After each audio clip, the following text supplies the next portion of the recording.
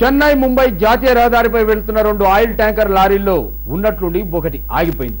తెల్లవారుజామున రోడ్డు పక్కన ఆగి ఉన్న ఆ లారీలోకి తొంగి చూస్తే 2 శవాలు కనిపించాయి. ఇంతకీ వారిని ఎవరు చంపినట్లు, ఎందుకు చంపినట్లు? చెన్నై ముంబై జాతీయ రహదారిపై చిత్తూరు జిల్లా పెద్ద పంజాని వద్ద అంతకు ముందు రోజు రాత్రి నుండే ఓ లారీ ఆగి ఉంది.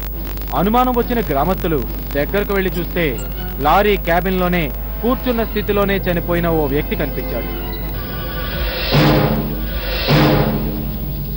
గ్రామస్తులు విషయాన్ని పోలీసులకు చెప్పడంతో హుటాహుటిన అక్కడికి చేరారు.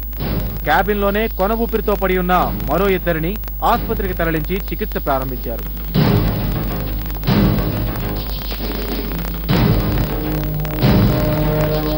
ఆ 2లో ఒక వ్యక్తి అటు తర్వాత చనిపోయాడు. బతికున్న వ్యక్తిని నెమ్మదిగా ప్రశ్నించిన పోలీసులు కీలక వివరాలు రాబట్టారు.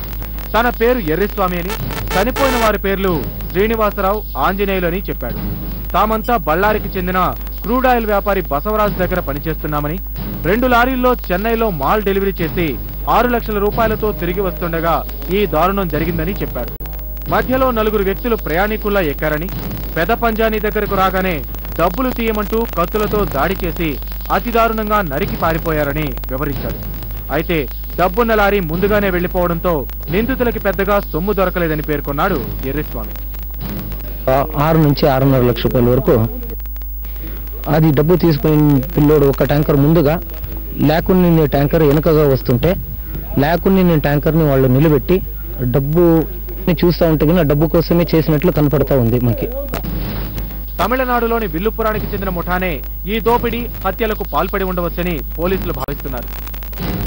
ఇతని దగ్గర మాత్రం డబ్బులు లేదు, ఏదో లారీ బాడీకి మాత్రం ఉంది అని చెప్పేసి 5,500 ఉండొచ్చు అని చెప్పి అంటున్నారు. అది మాత్రం చేసినారు. డబ్బు గురించి కూడా వాళ్ళు బాగా అడిగినారు. ఇవన్నీ లేకుండా కాబట్టి వీళ్ళు ఇంకా కొట్టి ఉండొచ్చు అని కూడా ఆ దిశగా కూడా మర్డర్ ఫర్ గెయిన్ అని అనుమానంగా ఉంది. అదేవిధంగా వేరే ఏమన్నా వీళ్ళకి వెనకాల ఏమన్నా ఇల్ ఫీలింగ్స్ కానీ వైషమ్యాలు ఏమన్నా ఉన్నాయని ఆ కోణంలో కూడా దర్యాప్తు చేస్తున్నాము. తీవ్ర గాయాల పాలైన ఎర్రిస్వామి ప్రస్తుతం స్విమ్స్ లో చికిత్స పొందుతున్నాడు.